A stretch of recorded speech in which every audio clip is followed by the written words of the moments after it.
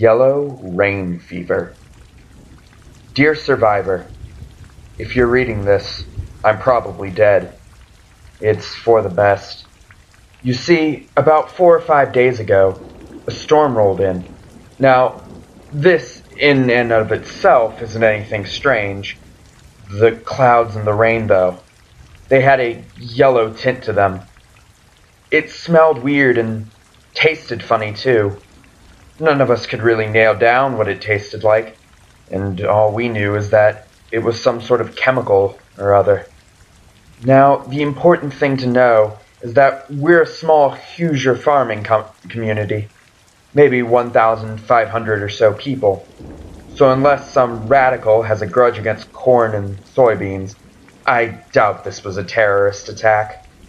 Anyway, a few hours after that weird rainstorm started, people started getting violently sick. The ones affected couldn't stop throwing up. There were reports of extreme nausea and even an onset of what they thought was tuberculosis, because the ones diagnosed had a bloody and agonizing cough. Authorities noticed a trend almost immediately after people started getting sick, in that it seemed only fairly weak people got ill. The sick, old, and young were the ones who got sick with those violent symptoms. In retrospect, though, they got the easy way out. People that were diagnosed with the illness dubbed it yellow rain fever. Died just hours after getting sick. Some of the victims' immune systems who were already sick just couldn't handle the increased fever and vomiting. Some were simply too weak to handle much of a sickness in the first place, like the old and the very young.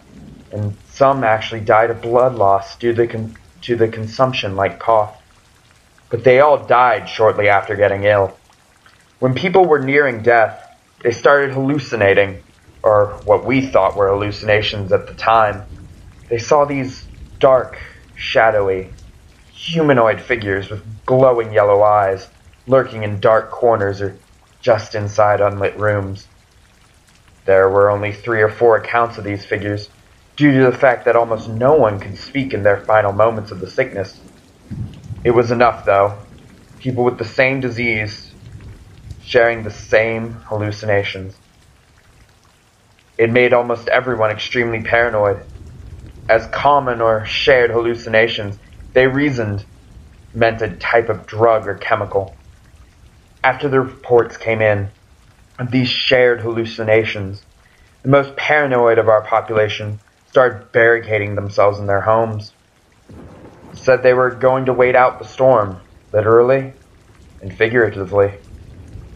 When most of the initial victims had passed, we started seeing fairly normal people getting extremely sick. Healthy, middle-aged people getting the same symptoms and worse. Some of the victims actually faced necrosis before their deaths. The second wave of people who were sick didn't even make it 2 hours. Same as before, there were several reports of people seeing those black, shadowy figures with the glowing yellow eyes, waiting in corners of dark rooms. Our small town was devastated at this point. We had lost 200 or 300 people by now, and I was absolutely stricken with grief when my dear wife Muriel, may God rest her soul, was diagnosed with the fever. By the time we had lost another 100 people, and the disease was announced to be contagious, we were quarantined by the CDC, and the government agents were coming in to check out the town, decked out in airtight radiation suits. They said they were trying to find the cause of the storm. Not even an hour after the agents came in, they evacuated. The thing is, though, there was no story about this on the news. I don't know what those CDC guys did, but apparently no one was able to contact the media. There was a mention of a flu epidemic in our town, and that's it. My friend Mark came over to my house almost immediately after the report on the news aired. "A flu epidemic?" he yelled, absolutely enraged. "We've lost almost 500 people in this bastardized mix of symptoms from tuberculosis and food poisoning. And they say it's the damn flu?" I tried to calm him down, but he wouldn't have it. He said he was going to get out of town to try and contact the news. Something, anything but staying here waiting to die. The thing is, I kind of agreed with him. I'd much rather go out fighting rather than sitting around and praying to get this damned fever. There was something in my gut telling me it would be a bad idea and to try and get out.